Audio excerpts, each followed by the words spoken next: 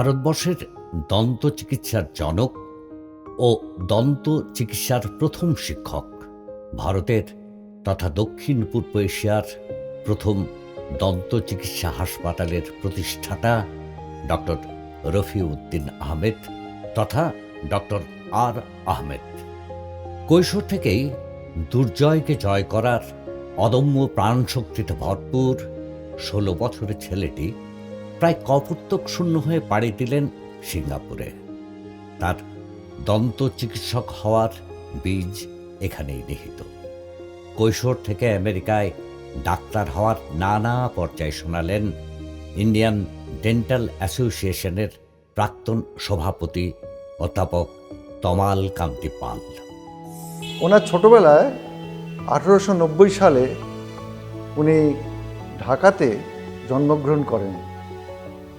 ওনারা 4 ভাই এবং 1 বোন ছিল। তো উনি ঢাকার মাদ্রাসা কলেজে পড়াশোনা করেছেন, মাদ্রাসা স্কুলে পড়াশোনা করেছেন।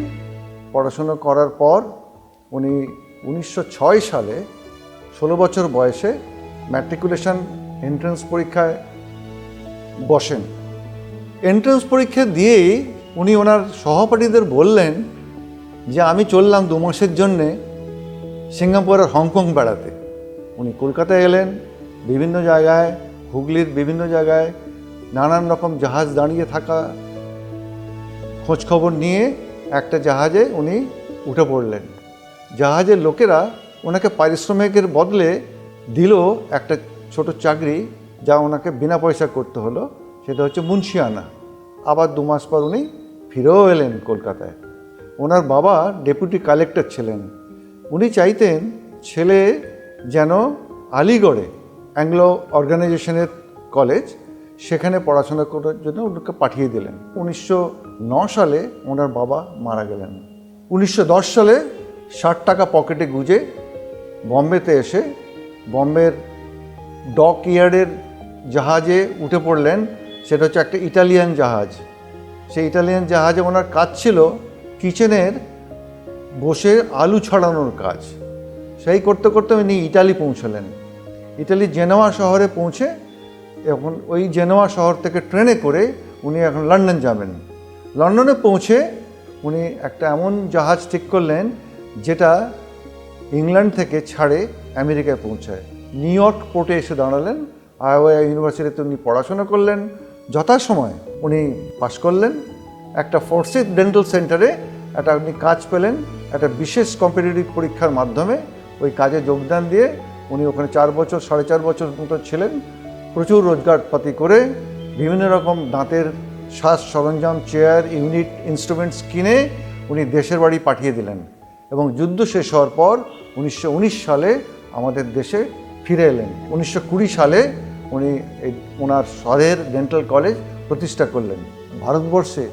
এমনকি ভারতবর্ষ ছাড়াও পুরো দক্ষিণ পূর্ব এশিয়াতে কি করে একটা ডেন্টাল ইনস্টিটিউট তৈরি করা যায়, সেই লক্ষ্য মাথায় নিয়ে উনি ওনার প্রাইভেট প্র্যাকটিসেই একটা ছোটোখাটো এক্সপেরিমেন্টাল বেসিসে ডেন্টাল ইনস্টিটিউট শুরু করলেন 11 জন ছাত্রছাত্রী নিয়ে। ডক্টর আর আহমেদ হলেন সেই বিরল ব্যক্তিত্ব, সারা পৃথিবীতে একমাত্র দন্ত চিকিৎসক যার নামে রয়েছে একটি রাস্তা। আর আহমেদের একমাত্র উত্তরসূরি দন্ত চিকিৎসক ডক্টর রেজিনা আলিয়া জানালেন তার নানা সম্পর্কে। 3rd জেনারেশনের আমি সবচেয়ে, আমার মায়ের ছোট মেয়ে, 1 ছেলে 1 মেয়ে, তো আমি ছোট মেয়ে। তো মা বলল তুমি ডেন্টিস্ট্রিতে যাও, আমার বাবা খুব খুশি হবে। ডক্টর রফিউদ্দিন আহমেদ আমার নানাও ছিলেন এবং ইন্ডিয়াতে ওনাকে father of dentistry in India বলে ওনাকে জানা হয়। উনি ডেন্টিস্ট্রি এডুকেশনটা নিজে বাইরে পড়ে এসে, কষ্ট করে পড়ে এসে এখানে নিজের টাকায় এস্টাবলিশ করেছেন। গত 1920 থেকে আর 1950 অবধি উনি একাই প্রিন্সিপাল ছিলেন আর নিজের পয়সাতেই বানিয়েছিলেন। ওনার চেম্বারের টাকা এবং নিউ ইয়র্ক সোডা ফাউন্টেন বলে একটা আইসক্রিম ফ্যাক্টরি ছিল, দোকান থেকে যা ইনকাম হতো সবটাই চলে যেত ডেন্টাল কলেজ অ্যান্ড হসপিটালের বৃদ্ধিতে আর তার খরচা মেটাতে। এই যে 114 এজেসি বোস রোডে এখন ডক্টর আরামের ডেন্টাল কলেজ অ্যান্ড হসপিটালটা আছে ওই জমিটা নানার, এবং বিল্ডিংটা উনি বিল্ডিং আর সমস্ত আসবাবপত্র এবং ডেন্টাল চেয়ার সহিত উনি গভর্নমেন্ট অফ ইন্ডিয়াকে দিদেন, ওয়েস্ট বেঙ্গল গভর্নমেন্টে ডক্টর পিসি রায়কে উনি দিয়ে চলে গেছেন for the people of the India. আর নিঃশর্ত দান দিয়েছেন, clauseless donation. Doctor BC Roy বলেছিলেন যে এই প্রথম দেখলাম যে clauseless donation to the nation করছেন, সবাই তো সত্য রেখে ডোনেট করে। তো we are very proud of our নানা। ভারতের দন্ত চিকিৎসা ক্ষেত্রে ডক্টর আর আহমেদের অবদান নিয়ে বলছেন দন্ত চিকিৎসক তথা পশ্চিমবঙ্গ মেডিকেল কাউন্সিলের সভাপতি, আইডিএর পশ্চিমবঙ্গ রাজ্য কমিটির সম্পাদক ডক্টর রাজু বিশ্বাস। ডক্টর রফিউদ্দিন আহমেদ, যিনি ভারতবর্ষ শুধু নয়, দক্ষিণ পূর্ব এশিয়ার দন্ত চিকিৎসার জনক। আগামী দিনেও যতদিন এই দন্ত চিকিৎসা ব্যবস্থা থাকবে ততদিন ওনার নাম এই দন্ত চিকিৎসার সঙ্গে অঙ্গাঙ্গিকভাবে জড়িত থাকবে।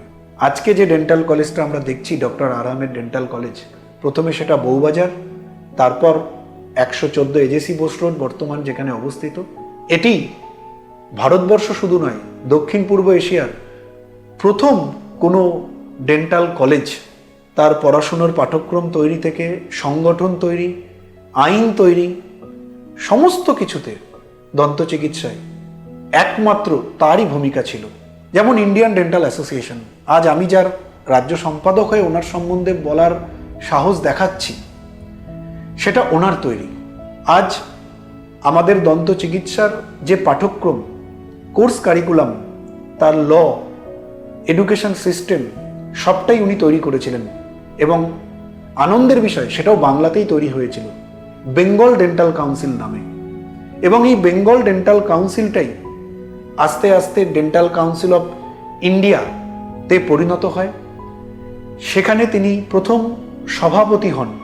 তার যে জন্মদিন 24শে ডিসেম্বর 2016 সাল থেকে এই দিনটি দেশে পালিত হয় ন্যাশনাল ডেন্টিস্ট ডে হিসাবে।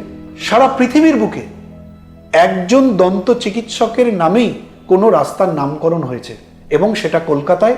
সেই রাস্তাটির নাম আর আহমেদ সরণি, এবং তার পরের যে রাস্তাটা ক্রিক রো, সেই রাস্তাটির নাম স্যার ডক্টর নীলরতন সরকার সরণি।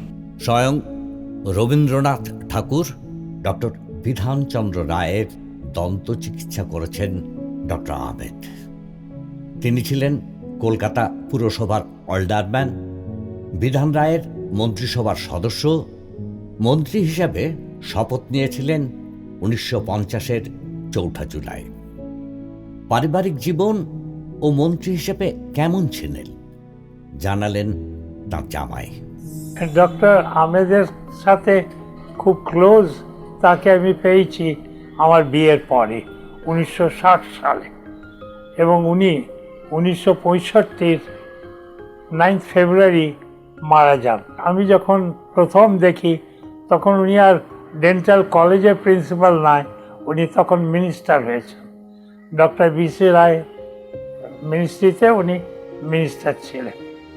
তো সেই সময় দেখেছি উনি ভীষণ নিয়ম অনুবর্তিতা মানতেন, খুব ডিসিপ্লিন লাইফ লিড করতেন।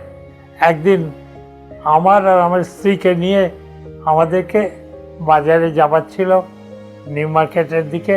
তো উনি বলেন, চলো আমাকে পৌঁছে দিয়ে তোমরা গাড়ি নিয়ে যাবে। তো আমার স্ত্রী একটু দেরি করে ফেললেন, তার জন্য উনি খুব ব্যস্ত হয়ে গেলেন। আমার এখনও মনে আছে নিউ রাইটার্স বিল্ডিংয়ের পটিকর নিচে গিয়ে যে গাড়ি পৌঁছালো, উনি গাড়ি থেকে দৌড়ে, আর ওনার সাথে গাড়িতে ওনার আবদালি থাকে, সে দরজা খুলতে দেরি করতে দেখে উনি আরও ছটফট তাড়াতাড়ি নেবে আর লিফটের দিকে দৌড়তে লাগলেন। পরে বিকেলে আমি জিজ্ঞেস করলাম, দেখা হলে, আপনি এই বয়সে দৌড়ে গেলেন কেন? বলে, জানো না তোমরা যে দেরি করে দিলে, আমার 10টার মধ্যে ঢুকতে হবে, আমি 10টা পরে তো আর ঢুকতে পারি না। তাই তো এইরকম নানান জিনিস দেখেছি। পারিবারিক জীবনে উনি ভীষণ সিস্টেমেটিক ছিলেন। ডিনার খাবেন, রাত 8টা হলে ডিনার, এবং ডিনার টেবিলে ফ্যামিলি মেম্বার সবাইকেই আসতে হবে। এই যে ক্যালকাটা মিল্ক সাপ্লাই ছিল হরিণঘাটা যেটা, উনি সেটা ইন্ট্রোডিউস করেছিলেন আর বললেন এইসব আমার স্কুল কলেজের মেয়েরা, এদের যদি কিছু ইনকাম হয় তাহলে ওরা আরো একটু ভালো পড়াশোনা করতে পারে। তাই ওদেরকে দিয়ে উনি ওই হরিণঘাটার সেই ক্যালকাটা মিল্ক সাপ্লাই চালাতেন।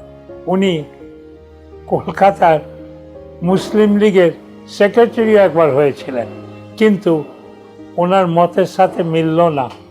উনি অন্যরকম ওনার ইডিওলজি, তাই জন্যে উনি শুধু রেজিগনেশন দিলেন না, উনি মুসলিম লীগ থেকে বেরিয়ে এলেন এবং তার সঙ্গে কোনো সম্পর্কও রাখবেন না বললেন।